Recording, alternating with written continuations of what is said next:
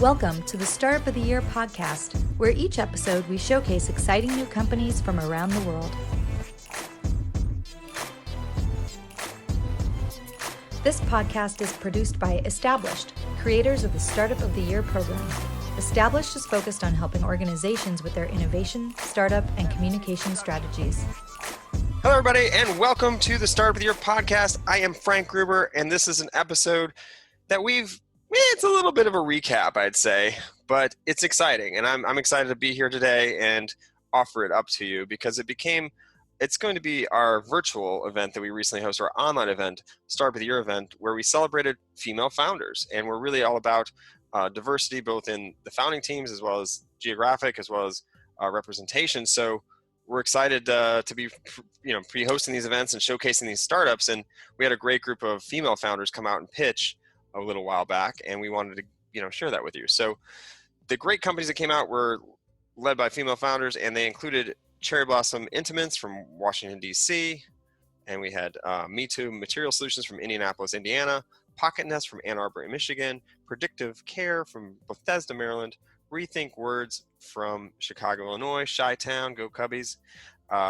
And also we had some great judges. We had Gene Case from National Geographic, or the Case Impact Network.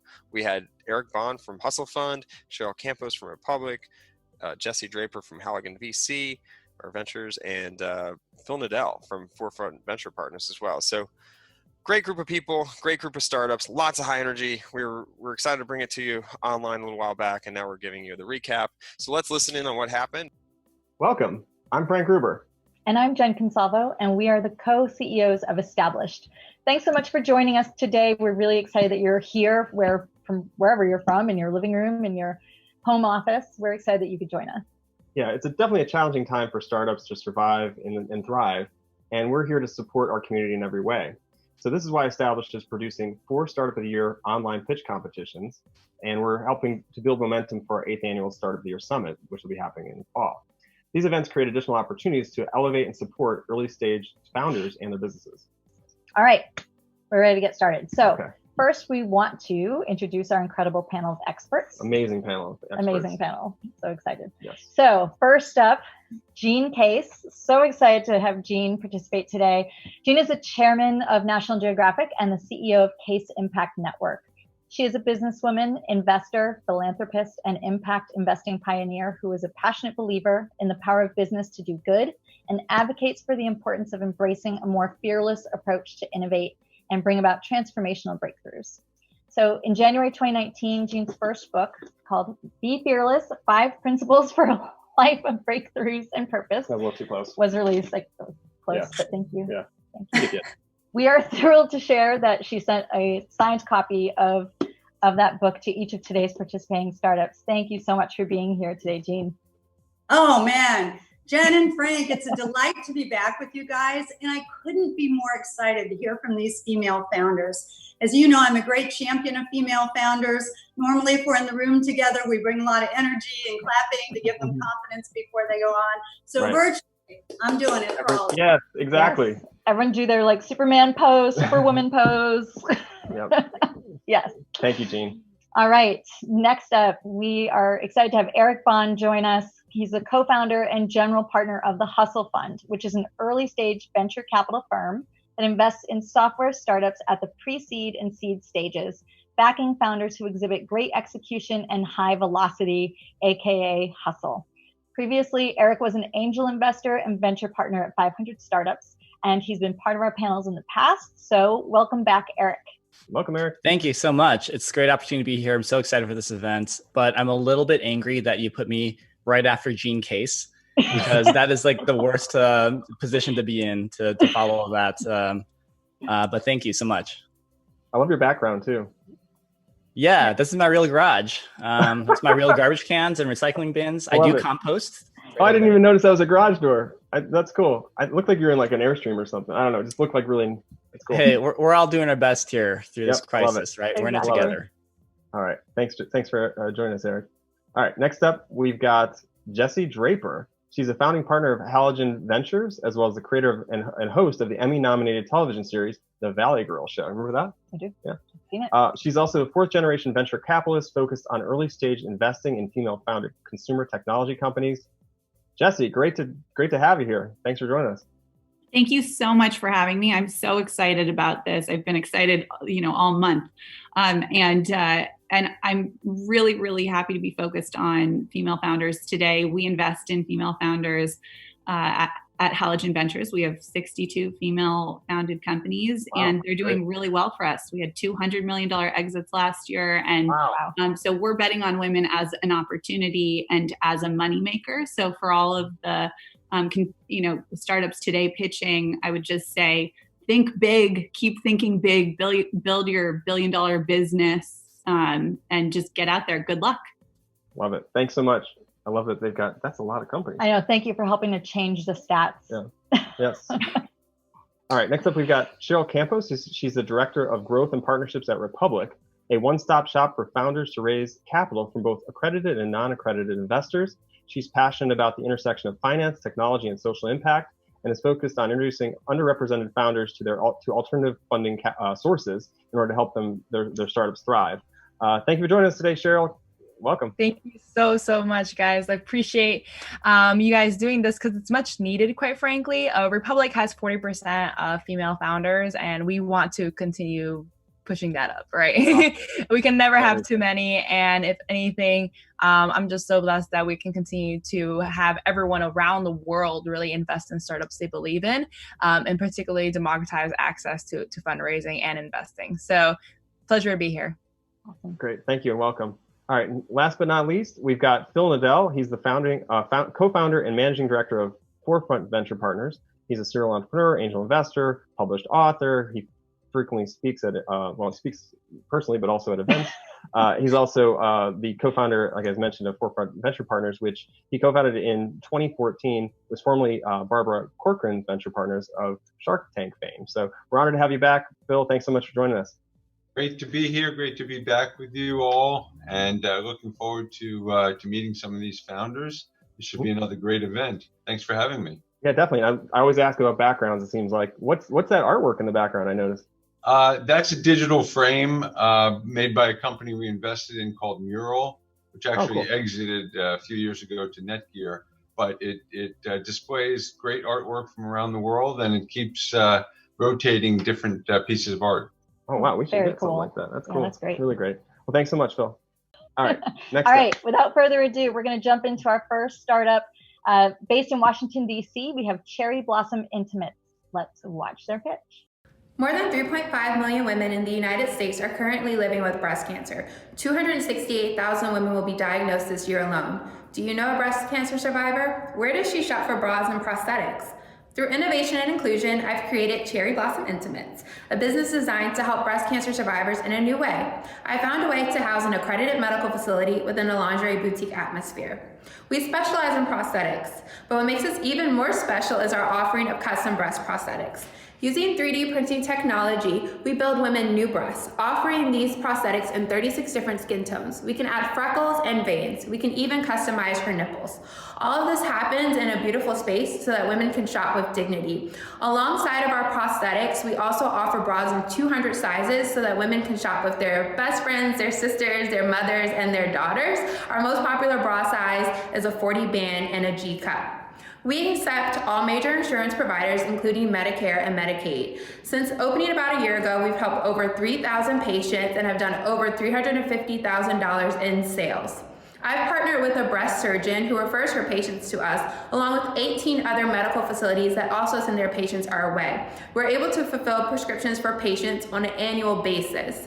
I have a background in entrepreneurship and I've studied retail finance. I'm also a Forbes Under 30 list maker in the retail category and a former Miss DC USA. We pride ourselves in being a high margin, high lifetime value business as breast prosthetics are reimbursable and patients are able to fulfill their prescriptions with us each year.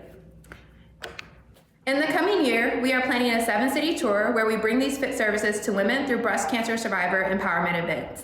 This is my life's work because I lost my grandmother to breast cancer and I remember her negative experience. Thank you so much for this opportunity and I look forward to your question.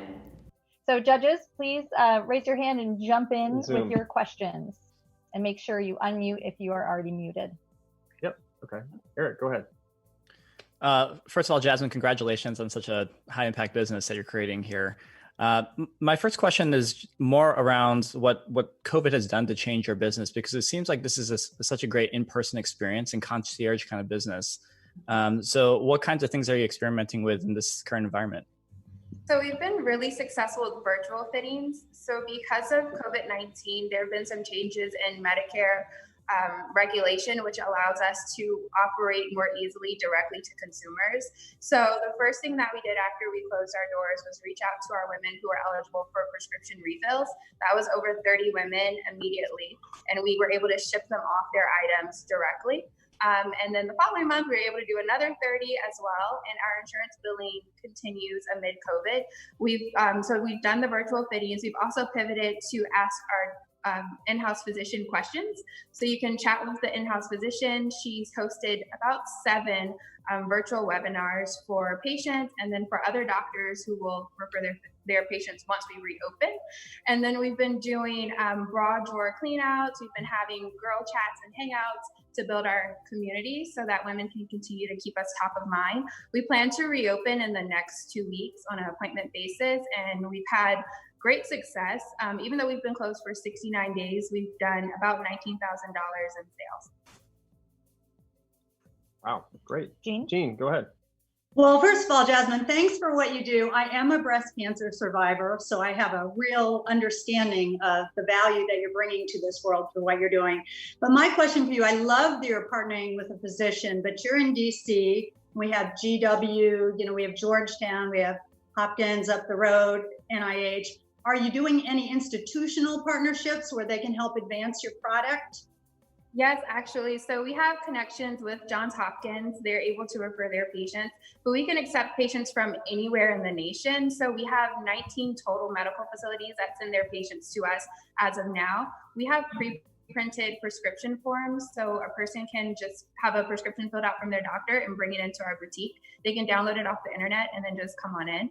And then from there, after we fit them once, we can connect with them and make sure their items still fit them comfortably and just continue to resend them items in the future. So yes, it's more than the one doctor, it's 18 others. Great. Excellent. Who's got the next question? Phil. Yeah. So Jasmine, congratulations on an innovative product and really much needed, solving a real pain point.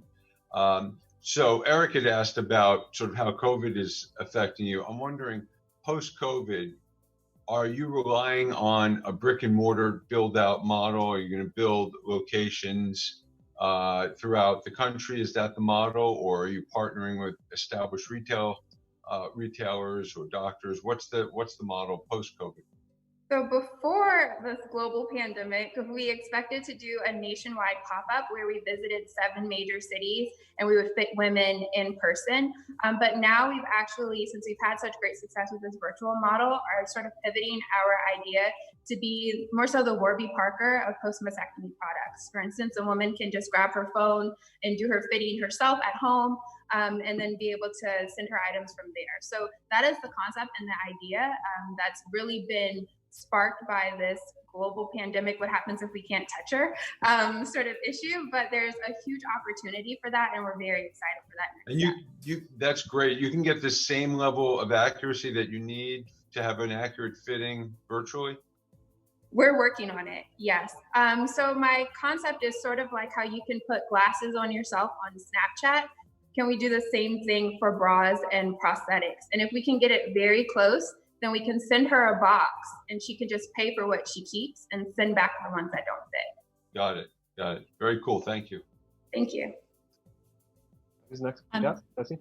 Yeah. First of all, I love this. I love that you can take insurance. I mean, I've never heard of an intimates company that can be covered by insurance. I think that's incredible. And I'd love to know, just in terms of prosthetics, what you plan to branch out to first, in addition to this, and then also what is a typical transaction size, and do you have any like repurchasing order data?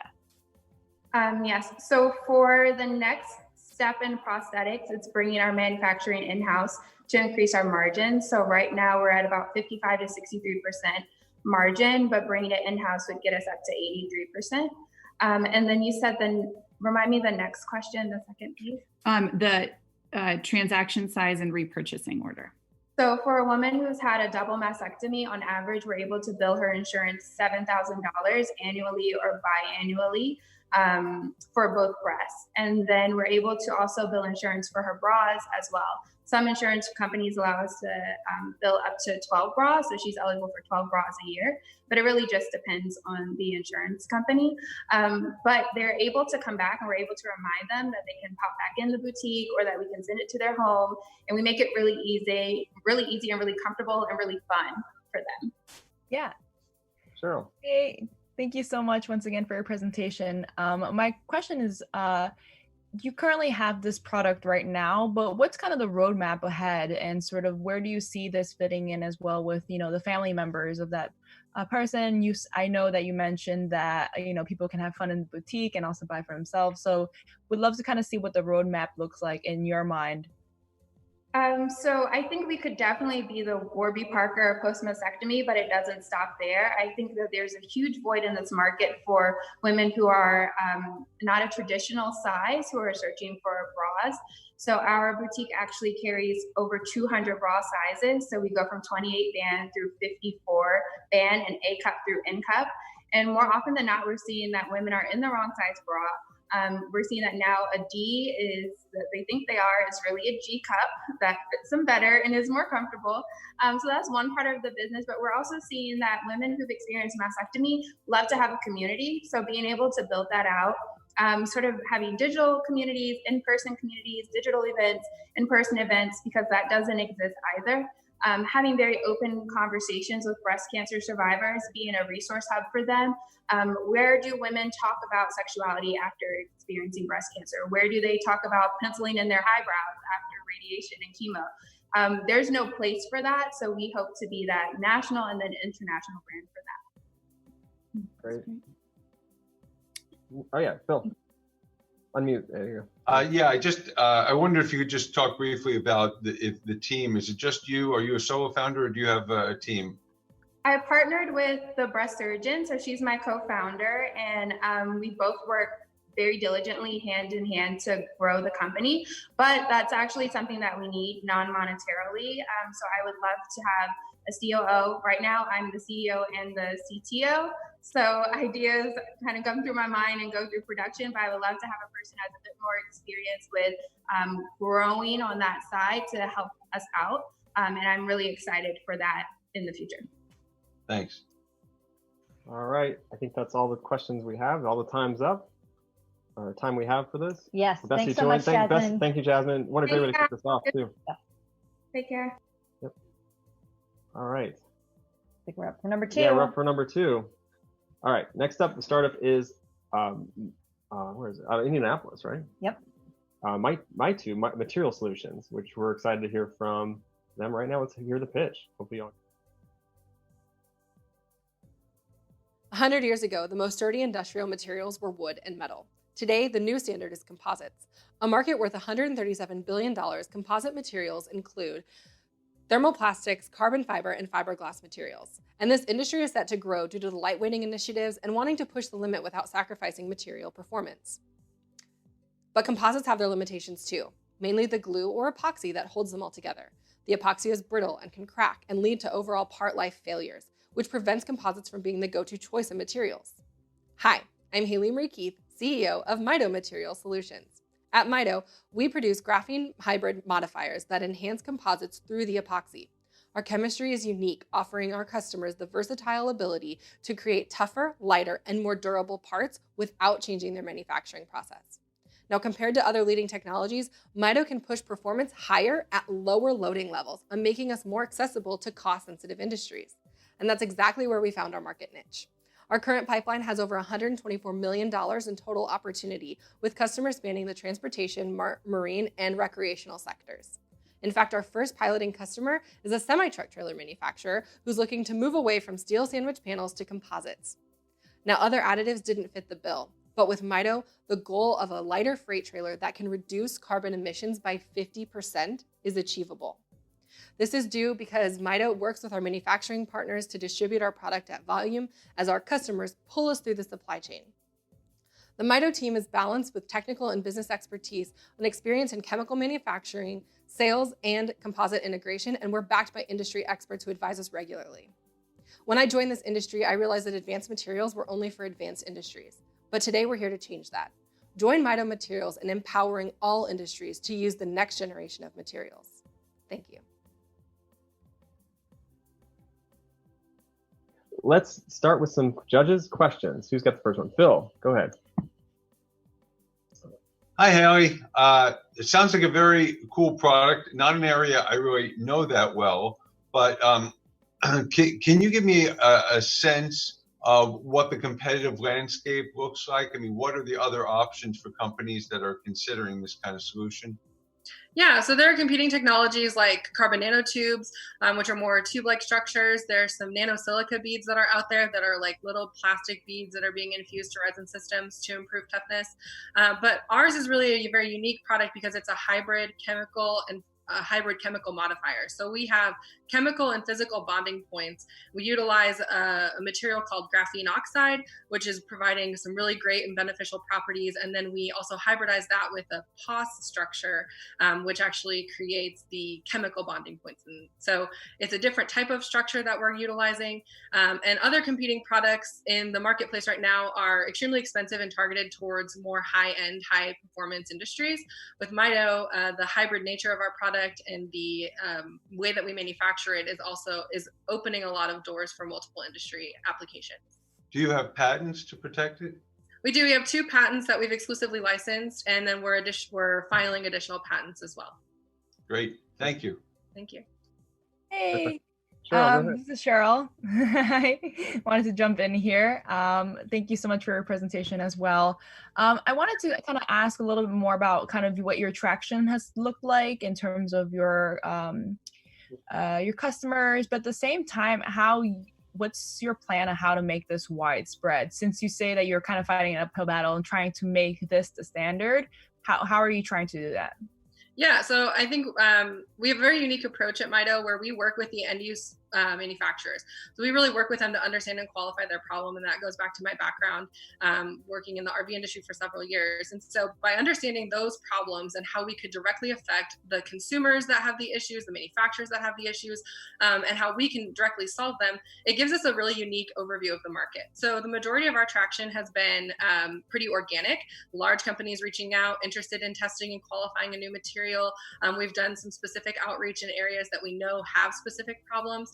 And I think as we grow, it's kind of, I used this analogy earlier, it's like we're open sourcing our material. So we're using kind of an open source mindset of gathering all this data, characterizing it in multiple materials, and then working with our customers to identify the solution that's going to work best for them.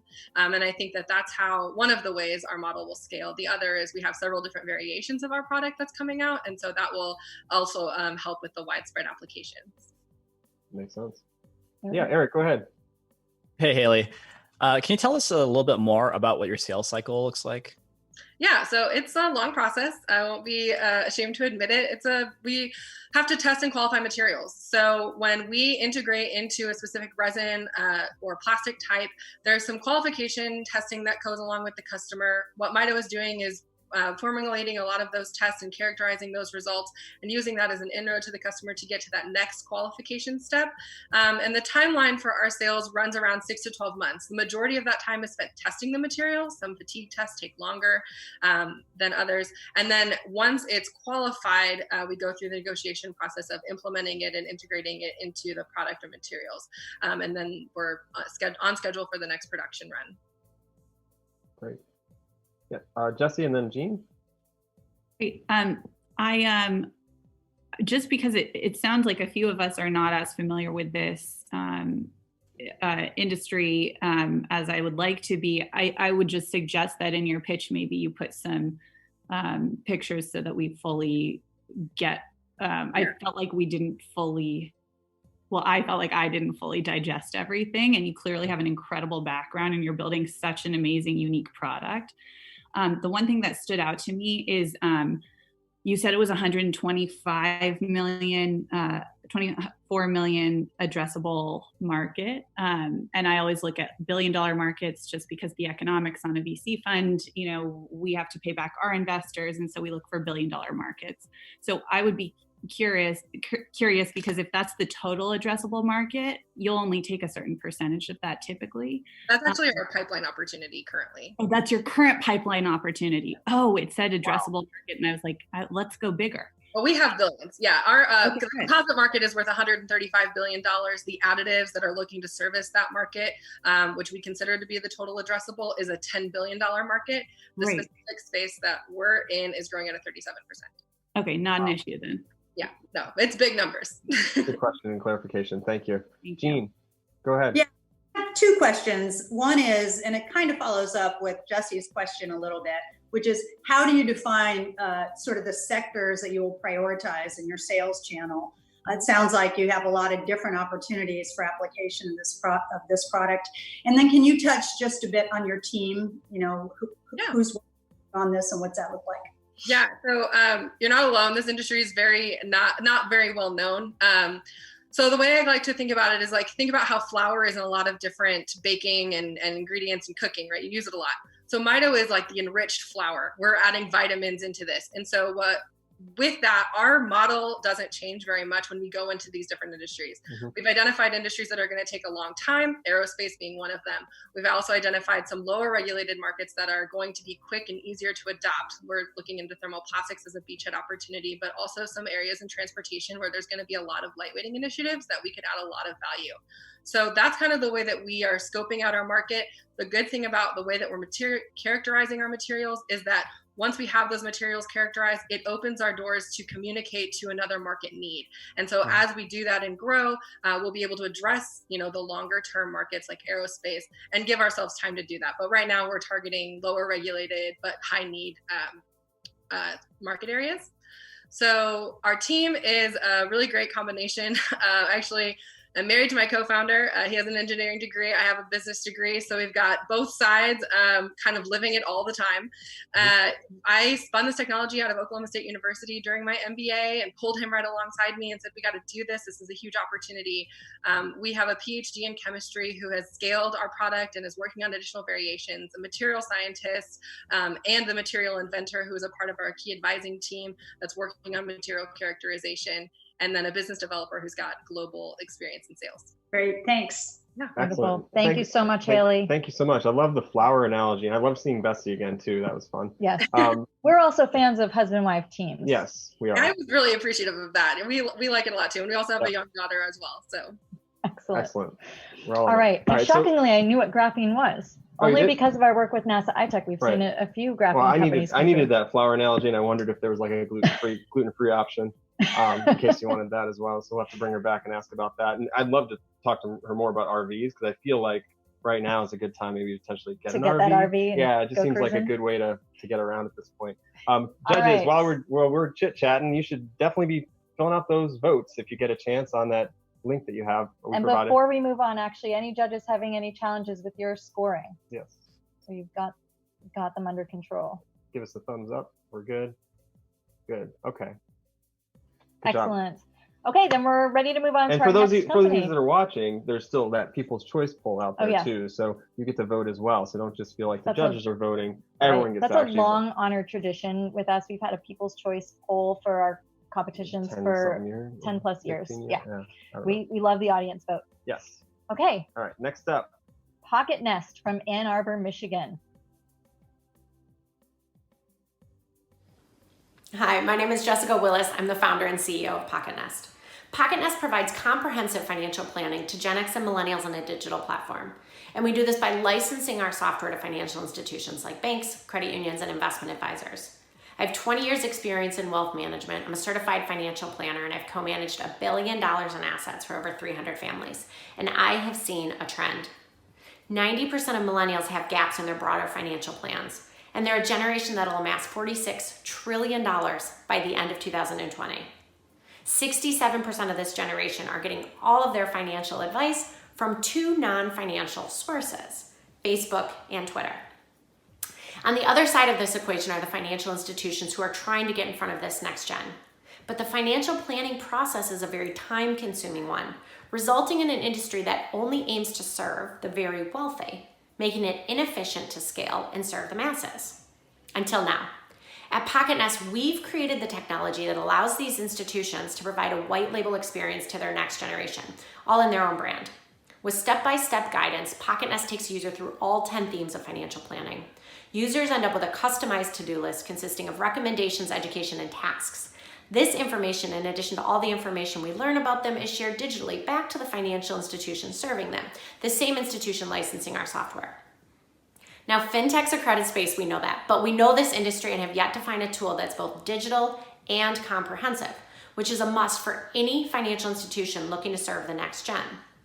Making all of the financial companies out there and all of the fintech companies out there not our competition, but our customers, making Pocketnest ripe for acquisition by any number of global financial companies. Now, our team of 7 launched our product in October. We've taken companies from pilot to full paying customers. We have 7 paying enterprise customers, and we've raised $700,000 of our $1 million round. We're growing at 24% month over month in total end users. Join our charge. Help us change the financial trajectory of millions of people. Thank you. Hello there. Welcome. Great. All right, judges. Looks like Let's jump in. Yep. Phil? Hey, Jessica. Very interesting. I guess I'm wondering, don't the larger financial institutions produce a lot of the same sort of content themselves? If you think about a JP Morgan or a Merrill Lynch, aren't they producing a similar type of content and making it available to their customers? Not that I've seen. The wirehouses you're referring to are, they've got such a strong focus on investments and they're deeply rooted in that investment piece. I'm not seeing comprehensive financial planning, and certainly not in the digital tool. And even more so, not in a tool that they're putting in the hands of the next generation to drive that process on their own. Okay, thank you. Jessie? Great. I am very familiar with this space, and I have seen a couple of your competitors. So I would love to know, what are your 3 differentiators?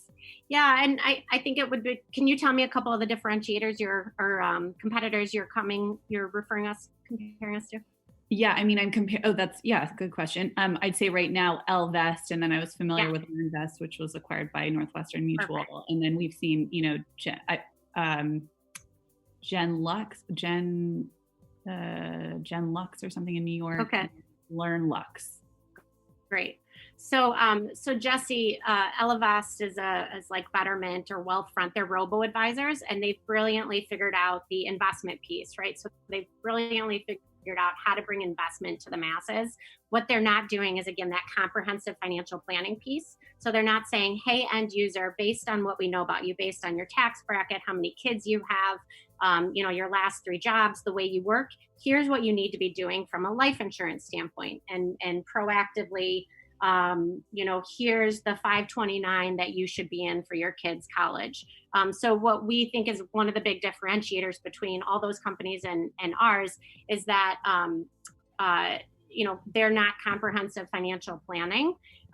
They're more brilliantly figured out their one niche of either investments or micro savings or micro investing. But again, not that comprehensive financial planning or CFP space.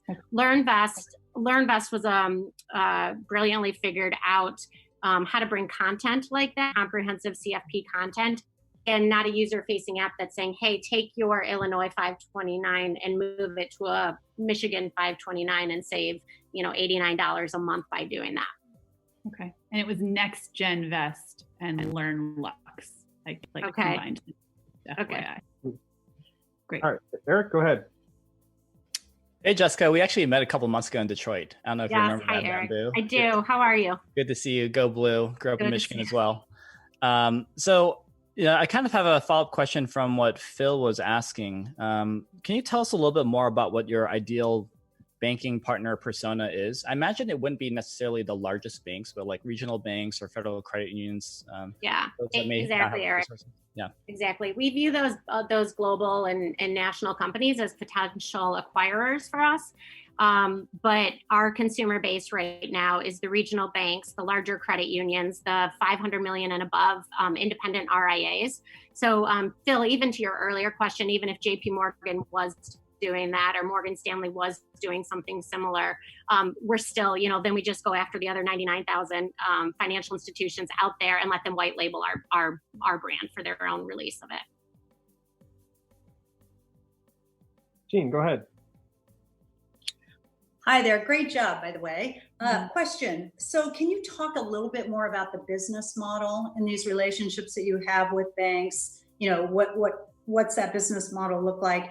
And then also you're in a field that has a lot of regulatory issues around it. Can you talk a little bit about that and it's, how you're thinking about that as a business? Yeah, absolutely. So I'll take the first piece. So the revenue model, the business model is just a monthly subscription fee that the financial institution pays. So we're not passing this like a monthly fee on to end users. We don't want any pain points for end users. And so the financial institution pays us, it's just a monthly subscription fee based on the number of end users, and it's all a tiered structure. So any institution with between 0 and 500 users pays us $2,000 per month. Which equates to about $4 per end user per month. And as we have more and more users, that tier structure, increases, and we end up when we're serving institutions with about 200,000 end users, they're paying us about 49 cents per user. As far as the regulation piece, yes, I mean, this is an incredibly, highly regulated industry. In my 20 years, I've always had a role on the compliance piece. So we have two entities. We have a parent company that's a tech firm, Pocketnest Inc., and then we have a subsidiary that's an RIA, a registered investment advisor that we've registered with the SEC. And that allows us the subsidiary allows us to partner with institutions that want a real RIA, that want to say, hey, we're partnering with an RIA, doing comprehensive planning. But it also allows us to partner with the banks because in their case, they don't want to necessarily license from an RIA. They want a license from a tech firm. They have regulation of their own. And then just one point, you had a lot of interesting data in your presentation. I might recommend as you think about presenting that you put some graphics and some things to really underscore some of those strong points that you had in your presentation. Okay, great. Thank you. Sorry, one more question. So I was looking at it from the consumer side, but you're clearly just straight software B2B.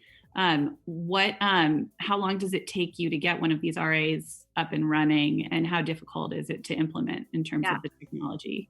So Jessie, we're B2B2C. So our platform is all user facing. The B2B part is that we're bringing all that data back to the institution, back to our customers so that they can understand their customers really efficiently and scale and serve more people. The implementation piece, the white label, it takes my development team about 4 hours to create a white label version of what we have. So we built this to be able to white label over and over and over. And so from a tech standpoint, we've got a really good process there. Can I do one quick follow-up? Sure. Yes. What's your current ARR from the 7 enterprise customers? We're making about 10 grand per month. So 120,000 on current customers. We'll end the year with 100 grand in revenue, but we have 2 more customers who signed up last week to launch on June 1st and another one to launch on August 1st. So we've got 3 more customers coming in and we expect to get a couple more by the end of the year. Great. Thanks. Cheryl, you have a question? Yeah. So yeah, thank you once again for this. And on the B2B side, has there been any churn, or like what's the feedback been really from your customers on that side? And then on the B2C side, how are you planning on getting more users? Because there are more competitors, a little less directly with what you're doing, but more about getting customers very early on. So like students and like college kids and like educating all of that. So how are you trying to acquire that way?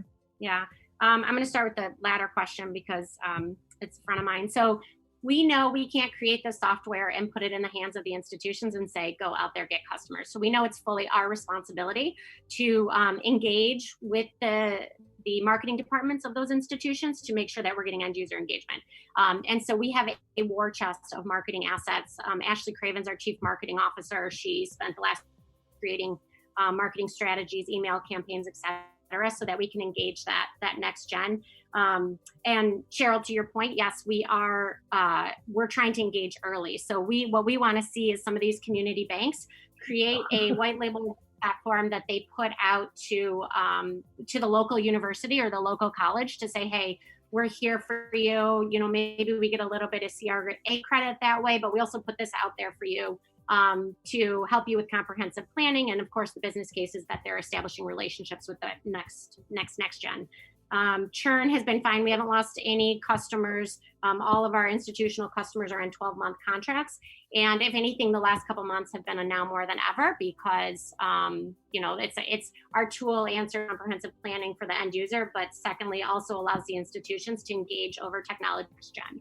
All right. Thank you so much. Sorry, I was entertained by Bessie. I forgot to tell you, time is up. Oh, I didn't get to see the llama. Oh, yeah, she was there hanging out. I just was mesmerizing. Yes. Okay. All right. Thank you so much. Thank you so much. And All right. while our judges are casting their votes. Yeah, so if you are watching, we really appreciate it. And I appreciate you following along. You can also vote, just like the judges here today. You get a chance to vote for our People's Choice Award out there right now. Cast your vote. If you go to soty.link, LINK/People's Choice, you'll be able to find the link there. It'll take you right to the page where you'll be able to vote for your favorite. So do that right now. And then also one more note about our sponsor today. So Zoho Creator is having an event soon on June 9th. You get a chance to receive a special offer if you sign up for the link that we provide as well. So it's on the screen to my right. So and hopefully if you're watching, you're getting inspired. If you haven't already started a company, maybe it's something you want to do. Yes, that's part of the goal here. Yeah. And what's really great about an event like this is, we have events sometimes that are very specific, right? So it might be very health and wellness focused. This is sort of all across the board, something for everyone. Yeah, and we're learning about a lot of things. A lot of things, yes. So, Great. All right, judges, how are we doing? Thumbs up. Thumbs up. Jesse, you good? Okay, we're going to move on then to our fourth startup. So we've already got 3 down, 3 out of 5. So here we go. Next up, we've got PredictivCare out of Bethesda, Maryland. Hi, I'm Lillian Ting, co-founder of PredictivCare, the future of medicine today. The problem we're addressing is that 10% of serious diseases have a genetic component that could have been prevented. Our solution is to enable everyone to know their genetic predispositions to diseases so they can take preventive actions at an affordable price before symptoms appear. Now, we sequence 100% of a person's DNA and compare that with 16,000 diseases.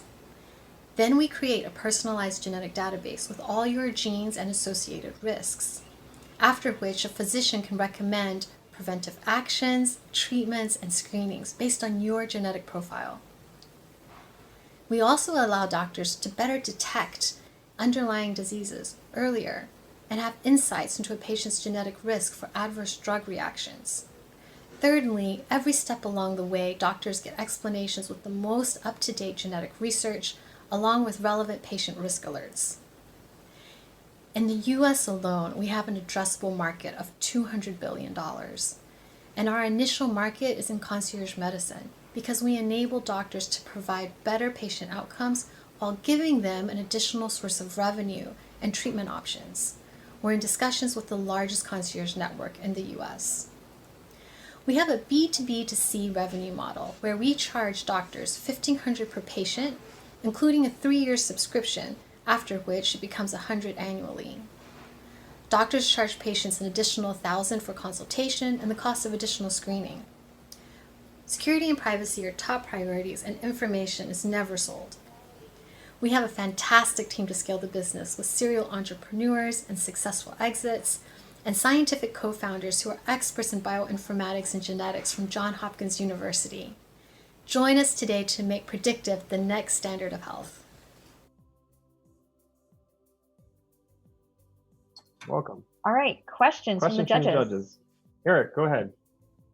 Hey, Lillian, congratulations on such a cool company. I guess I have a bit of a philosophical question to start with regard to the healthcare industry. So in the United States, it seems that the medical system isn't necessarily designed around preventative care. It's more around like after the fact care. Right. And you're introducing something that's more oriented towards a preventative side of the thing, of the house. Mm-hmm. So I'm wondering, is there like a misalignment right now in terms of this timing for this business? That's an interesting question. So what you're saying is true. Doctors are treating symptoms. That's why people come in. But I think there is a strong push for preventive medicine as well. And this actually is at the intersection of both preventive and diagnostics. So the physician has the platform. It can look at existing symptoms, and it can also tell you your preventive disease risks. So I would say that the goal is to essentially reinvent healthcare, change it from reactive to proactive. And I think we have an initial customer base that can really show in terms of the metrics that this is beneficial for healthcare insurances, that this will bring down health costs. Yeah, the only reason why I raise this is like, I'm wondering whether the United States is the right market to start with first. There are like other kinds of markets that are more oriented towards preventive care, like in Europe and so forth. So wanted to flag that as a possibility as well. Yeah, that's great. So we've actually had some conversations with other countries too. So we are having those conversations and starting some pilots there as well, like in Estonia. Next question, Jessie? Oh, Eric, I loved that question. That was like a great sort of overall view of what she's doing.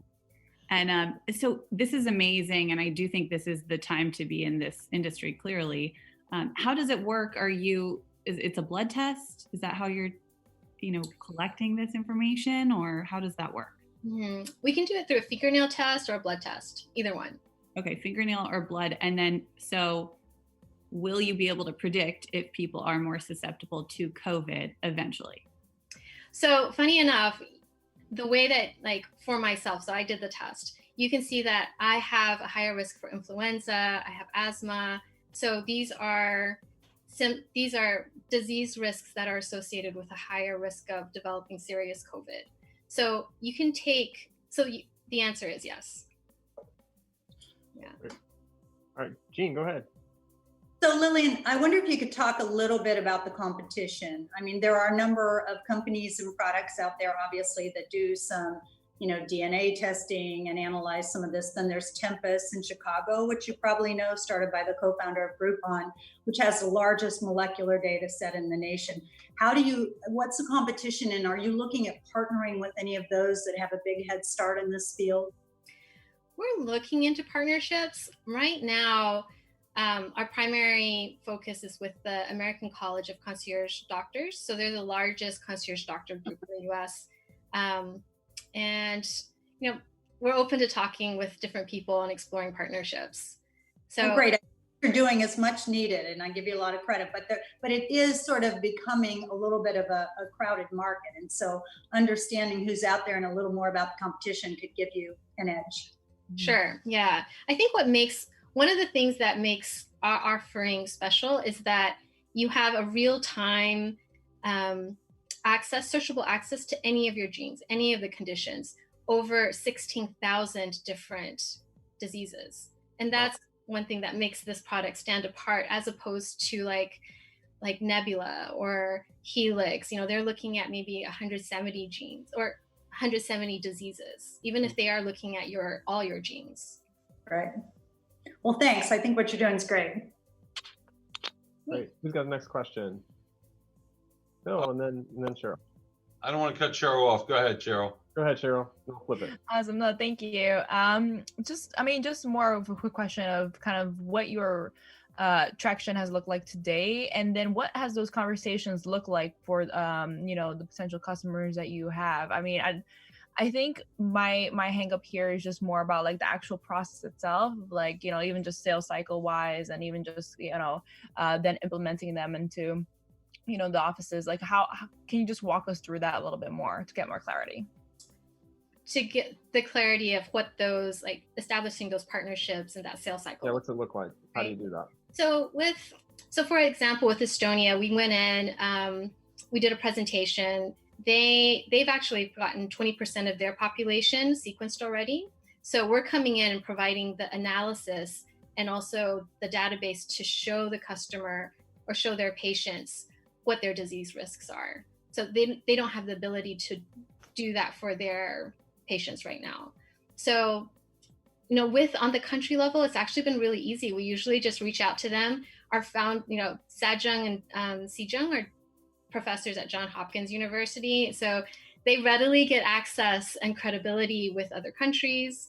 And then also with the American College of Concierge Physicians, we just reached out to them and gave them a proposal, and we're in discussions.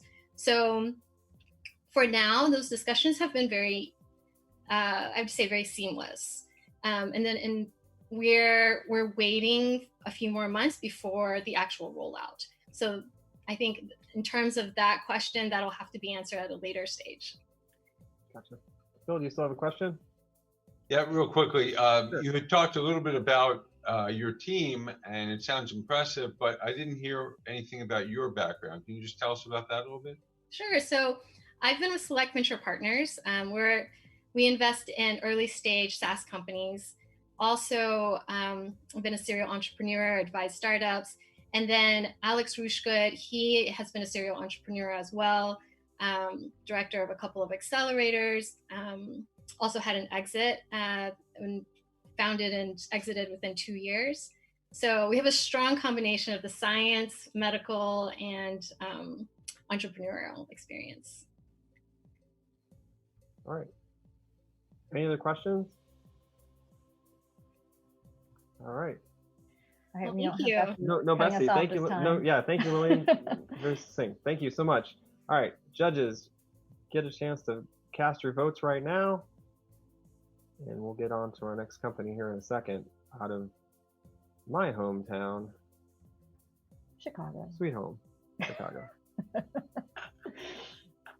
Oh, and don't forget, guys, as you are all sitting there in the audience, not only make sure you cast your vote, make sure you sign up for Zoho, and also be thinking about what could you start with a .us domain. All right, yeah, that's a great point. I've got ideas. Yeah, definitely. Oh, and by the way, ours is .us. That's right. Yes. All right. Judges, thumbs up if you're good. All right. Good. We got the thumbs up. Then we are going on to our very last company of Last today. but not least. Yes. Startup number 5 is ReThink Words from Chicago, Illinois. Go kill yourself. That was a message that Rebecca Sedgwick, a 12-year-old girl from Florida, received on her social media. After being cyberbullied for over a year and a half, Rebecca couldn't take it anymore. She climbed to the top of her town's water tower and jumped off. Cyberbullying is a serious issue, and now with young people spending even more time online, a proactive solution to stop online hate is needed. That's where ReThink comes in, a solution by young people for young people. My name is Trisha Prabhu, I'm a junior at Harvard, and I'm the founder and CEO of ReThink, a patented app that detects and stops cyberbullying. Operating as a keyboard on mobile devices, ReThink works across all apps to detect offensive messages and give users a chance to reconsider sending them. So when a user tries to post something like, "You are so ugly" on social media, ReThink detects that message and then prompts the user, "Hold on, are you sure you want to post that message?" Our research finds that over 93% of the time, that alert works. So our competitors' parental control software tries to combat cyberbullying after it occurs. But ReThink stops cyberbullying at the source with the cyberbully before the damage is done. Our business model's primary focus is bringing the ReThink technology to schools. Through an annual subscription model, we implement and support a school-specific version of the ReThink app on school devices. Now, in addition, of course, anyone can download the ReThink app that's currently free, but we're looking to monetize that distribution channel through an in-app purchase for parents. Today, via partnerships with organizations like the US State Department, ReThink has reached 5.5 million students in 1,500 schools internationally and been featured on everything from TED to ABC's Shark Tank. From here, the potential for growth is enormous.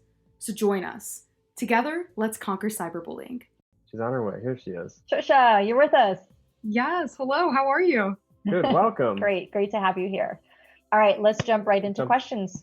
Who's got the first question? Phil? Yeah. Hey, Trisha.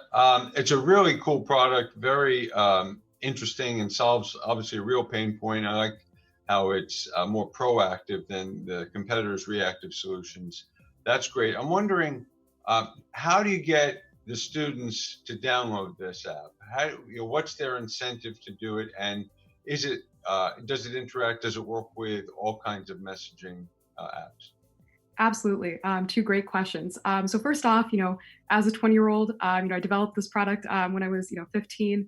I'm not naive. I know that, young people, it would be great if they woke up and, they're like, it's time to download ReThink. But we know that's not likely. And so that's why we focus on bringing ReThink to those individuals who oversee teen device use, schools and parents. And so they kind of act as like our buffer to then reach these adolescent populations that we think really need this technology. With that said, I think a lot of teens, from an incentive standpoint, when they're faced with the trade-off between parental control software and ReThink, which empowers them to make the right decision, instead of having a parent read their texts, they really prefer one over the other, and that's what our focus groups say. And I think, too, teens just really relate to this idea of, gosh darn, why did I do that? I really regret making that decision. I think a lot of, I certainly have, in my youth, made decisions where I went back, so why did I do that? And so I think teens really relate to this product and feel like it understands them. And so, we're totally conscious of that. And that's why we try to focus on schools and parents. And then as for your second question, sorry. Now I'm sorry. Would you mind repeating the second question? Now I don't remember what my second question was. That's okay. That's a really good question. Yeah. I apologize. That's okay. Jessie, go ahead. You talked, first of all, this is amazing. Really great technology you're building, and so important. And I feel like that's the right time to catch them too. It's just like a little tap on the shoulder. Yeah. So can you talk a little more about monetization? You mentioned that you were hoping to monetize by having them download an app that costs something, but how do you see that down the road playing out? And what have you thought about in terms of other monetization strategies? Yeah, absolutely. So we have already monetized, and our revenue model is based off of bringing the ReThink technology to schools. So what we do is we implement and support a school-specific version of the app in these schools. We provide them 24/7 tech support. We provide them aggregate data and analytics on how the technology is working with their students. And we provide them an educational curriculum that's K through 12, grade specific, that they can then use to teach digital citizenship basics to their students. And then in return, schools pay us an annual fee that ranges between $500 to $1,500 and is dependent on the size of the school as well as financial need. So that's kind of one component of our revenue model. The second component that we're trying to monetize is the individual download. So right now, if you go to the Google Play Store or the App Store and you download ReThink, it's completely free. But what we've noticed in our focus groups and in talking with parents is they want a more comprehensive ReThink experience. They want the opportunity to get data and analytics. How is the app working with their child? They want to have features like the ability to disable their child from switching off the ReThink keyboard onto another keyboard. And so we're planning on packaging all those features into an in-app purchase, which is scheduled to release in December of 2020. And we're hoping, at $1 a month, $12 a year, this will be a bargain for parents who need some sort of software solution to try to tackle online hate and want their kids to build, responsible decision-making skills. And Phil, I just remembered your question. Your question was, does it work across all messages? ReThink is a keyboard. And the beauty of that solution means that ReThink works across all social media. So any type of text-based communication, messaging, email, Facebook, Twitter, whatever it may be. Thank you. Very cool. All right, who's got the next question? Jean, go ahead. As selling into schools can be a long and laborious process, I'm just wondering, have you given thought to, or do you have any partnerships with those who already have a strong standing in the school market? Yeah, absolutely. So the way that we work with schools, because as you mentioned, it really is a long and laborious process, lots of regulations, lots of people need to sign off and 1.5 billion things. So what we do is we actually work at the state level or the district level, often at the county level. So for example, we've partnered with the state of Michigan to bring our curriculum to all of their 2 million students in high schools. So we work at really high levels, and then we kind of put in the initial time and investment, and then we're able to reach thousands and thousands of schools. We also often work at the district level, the county level, and that's kind of how we go about building those partnerships. The other thing we do is we have some amazing partnerships. We work with the U.S. State Department, for example, to reach schools in international countries. So ReThink has reached 134 countries through the U.S. State Department, and they've helped connect us with schools in kind of the more international arena. And then we also work with educational organizations, like Girls Who Code is one of our partners. Interesting. Great, thanks. Cheryl, go ahead. Yeah, well, thank you again. I think you had the really amazing pitch, so congrats on that. And you definitely have had practice by being, on Shark Tank and TED Talks and all of that. So congratulations on that front. So in that sense, you actually have been doing this for a while. So would love to kind of get a sense of where, what the revenue growth has looked like, whether or not you've had to pivot some of this, business model. I think when I first heard of it, I thought of it more as a feature. So I would love to kind of get a better sense of how you're making this more of a business that can, scale and become, a $1 billion unicorn. Yeah, absolutely. So you're right. I've been doing this for a little while. Started when I was 13, and we incorporated in 2015. So we've been incorporated for 5.5 years. We first kind of rolled out a revenue model base of ReThink in 2017. We didn't become sustainable until 2018, but last year we generated revenue in excess of $500,000, and we were able to net $300,000. So we took home a good chunk of cash. And so and I think the reason for that, and kind of the way that we've been building ReThink out, the way that we pivoted, was we recognized that what we found is there were a lot of schools who saw these new devices, these new one-to-one devices that were coming into their environments as a liability. And they were worried, if we see cyberbullying and kids, bullying each other, we're going to have issues from our perspective, from a liability perspective. And there was no software that actually scaled to the school environment. Parental control software works in the home, but it doesn't work for a school. And so schools they just really did not have anywhere to turn in terms of working with a private provider of some sort of anti-hate software, some sort of, digital citizenship software. And so that was kind of when we made that pivot, and we saw enormous success. And in the wake of COVID-19, now that educational learning is completely digital, we've seen, a huge spark in it. Schools are really interested in bringing something like this to their devices, because for them, the way that they see it is, oh my gosh, this is a liability on our end if we have an incident happen. So we need to think about proactive solutions to try to tackle cyberbullying. In terms of the future, we're on track this year to reach another 750,000 students across the globe.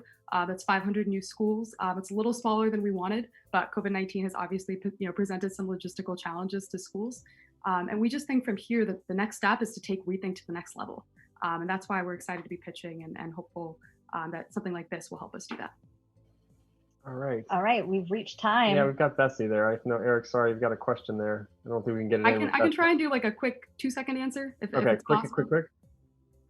I'll make this a comment. It's not really a question. So in my experiences, I used to work in education for a while. Selling to districts is really difficult in schools. So a thought for you is actually think about selling this as part of an existing learning management system like Naviance, or possibly like a Remind, or maybe even better, pairing up with insurance and liability companies. So if this is sold as part of Hartford or Travelers, and every school needs to have insurance, you can make the case that this will reduce student liability by reducing cyberbullying. So think about some of those B2B to C channels as well. Absolutely. Thank you. I appreciate that. Really good feedback. Thank you, Eric. All right. Thank you, Trisha. Thank you, Trisha. Thank you all so much. I appreciate it. Yeah, absolutely. Bye now. All right. So how about, well, first off, thank you all for listening to these 5 pitches and everyone listening online. How about a round of applause? All right. Thank you to the startups. Thank you to Bessie, the llama, for joining us every so often. Really like Bessie. Great to see her. Again, she's Coloradan. Yes. Llama that manages a bunch of. I hear she's a real leader. She's a leader. Yeah, she manages a whole herd of goats, keeps them in line. That's pretty cool. And obviously, judges, thank you so much for doing what you're doing today. I know you guys are busy, and appreciate you taking the time. So tally up those votes, and we'll get that going here in a second, and hopefully we'll see everyone that's online watching at our next event. So while you're finishing up that tallying, any last thoughts, final thoughts from our judges? Any advice for the startups? Any words of wisdom? Real quick, we'll just go around the horn. Let's start with, let's see. Start with Jean. I see her mic is unmuted. Let's go to Jean, yeah. Well, first of all, I was really, really impressed with the impact several of these founders want to have in our world in really, really powerful ways. I give them great credit for being with us today. I think they're off to a great start. It was a lot of fun to hear from them. And I thought my fellow judges gave them some really good advice from time to time. So thanks, Jen and Frank. Oh, thank you. Thank Absolutely. you, Jean. Thanks for being here. All right, next up, let's see. What have we got? Who else is finished with some scoring and wants to give a few words? Phil? Yeah, I thought they all did a really good job. I mean, especially because they didn't have much time and, you know, they're relatively short pitches. So they fit a lot in. And I know it's hard to cover everything. For some of the pitches, I felt like I would have wanted a little more information about the team and the founder, the presenter, about their background. I feel like that was missing a little bit on some of them. But overall, I thought they did a really good job, and some innovative, smart products too, and some really smart founders. So it was great. Thank you. Absolutely. Great. All right. Next up, how about Cheryl? Yes, thank you so much, Jen and Frank, for having us here. And I have also been so impressed by all the pitches we saw today. I think just for those, watching and kind of, if you don't have as much experience pitches, what I usually like to see, especially if you only have 2 to 3 minutes, and those that make the most impact, at least for me, is either one, start with a compelling story, just like ReThink did, or start by just staying up front the problem and then go straight into what your company has done, right? The traction, the partnerships, all those things that can kind of give us signals so that when we later, hear the rest of it, we can kind of, instead of being like, oh wait, but is this a business, or like what's going on, or like getting lost, we can say, okay, they've clearly shown they've done something right. So let's kind of like add to the argument from there on, right? And put the pieces together. And so I think that's what really makes a compelling pitch, especially when you only have so much time. And I think a lot of these pitches were fantastic in terms of how much they did communicate, to Phil's point. And so that's just kind of one thing that kind of stood out for me. But I mean, female founders just, get the job done. And so I'm really excited for the promise that all of these have. Thank you, Cheryl. And that's a great point, and a great, actually, it's a baseball analogy you just created in my head, which is just literally come out hitting singles and just score some runs and get on the board, versus like waiting for everyone to get on and then hit the grand slam, because that could take a while to set up and may not happen. So I knew we couldn't go 2 hours without a baseball analogy. I'm missing baseball right now, so I had to get that in. Thank you so much. All right, so Eric, you're next, and then we'll go to Jessie. Yeah, thank you again, Jen and Frank, for setting up this opportunity, and for the co-judges here. Really great to do this with you. Great questions today. And of course, big thank you to the founders that spoke. So I'd say that on top of all the feedback related to pitches, I generally think that for these kind of quick sessions, to try hitting 5 pillars: team, problem, solution, market, and traction. That's team, problem, solution, market, and traction. I'll just repeat that again. And that should cover most of your bases, I think. So if you think about your own elevator pitches, you're crafting that after this event, that might be just a good litmus test to check your pitch to make sure that you're covering that. And that's all I had to say. That's great. No, that's great feedback. We're hearing a lot of great feedback. Thank you, judges, for sharing this. And I think it's going to be super helpful for anybody that's following along, that's got a company and has to go out and pitch. So thank you. Everyone should have written that down the last few. It's recorded. Oh, good. You can watch it. Yeah, that's great. All right. We're live. Jessie. All right, Jessie, go ahead. I think all of the, first of all, thank you so much for having me again, and all of the judges. It's been so great working with you here. Everyone kind of took what I was going to say in terms of what you put in the pitches, as far as, it's like market size, revenue. I did want to see a lot more numbers also. I think that those are something you can grab onto. And then at least in my little like diligence checklist, I can sort of be like, okay, check they're producing revenue. Okay, check this is the market size. That's very helpful. And so Eric's list is like perfect. Then also, I've learned even in my own pitches that just people are much more visual. And if you are in a complicated industry, first of all, they blew me away with how diverse these industries were. We saw a little of everything today, and that was really fun. But if you are in a more complex industry, I think it is important to make sure that you show some interesting visuals that explain very, in layman's terms, what you're doing and how you're solving the problem and how it's different, because investing in early stage startups means you're investing in the billion-dollar businesses of the future. And so often these ideas have never been seen before, and you're doing something unique and new and exciting, and you may be the first person telling these investors about this idea ever. So just break it down. You live and breathe it every day, but no one else does. So I think the simpler, the better. Educate. I love it. That's a great point. We're not all bakers of, what was it? Graphene. Graphene, yeah. Yes. All right. Announcement. Yes. Winners. All right. So we got our People's Choice Award winner, which everyone on the internet has been voting, and they'll obviously receive a silver microphone to put in your trophy case. And the winner just came in hot off the presses here. People's Choice winner is Cherry Blossom. Congratulations to Cherry Blossom, People's Choice Award winner. Really making an impact there out of Washington, D.C. Thank you so much. Great pitch. All right. And the winner of today's Startup of the Year virtual pitch competition. Female founders, who will receive a gold microphone trophy and automatically advance to the Startup of the Year Summit this fall is, let's have a drum roll.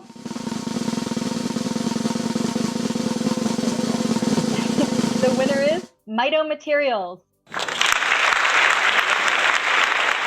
There she is. Congratulations. Thank you so much.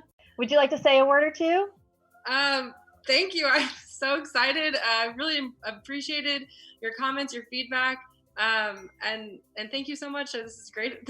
I'm really excited. Wow, what a great episode. Thank you all for listening. Thank you to the judges, and congratulations to the winner out of Indianapolis, Indiana.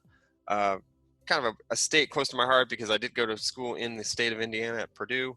So boiler up if you're listening, if you're out there, all those Boilermakers. But yeah, the winner was MITO Material Solutions, and she did a great job, pitching and really has a great product. So looking forward to seeing them at our summit, which is coming up in the fall. Also great job done by the People's Choice Award, which people online voted for.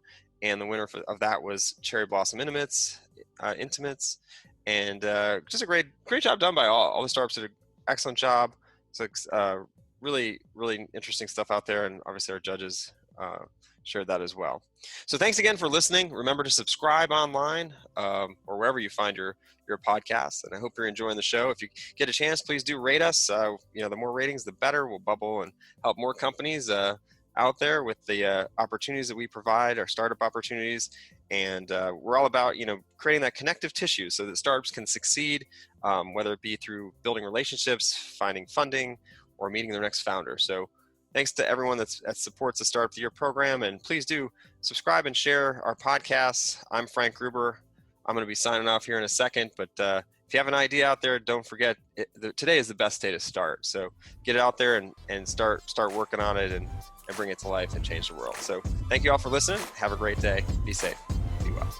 Thanks for listening to the Startup of the Year podcast. Be sure to subscribe, and we'll be back with another episode soon.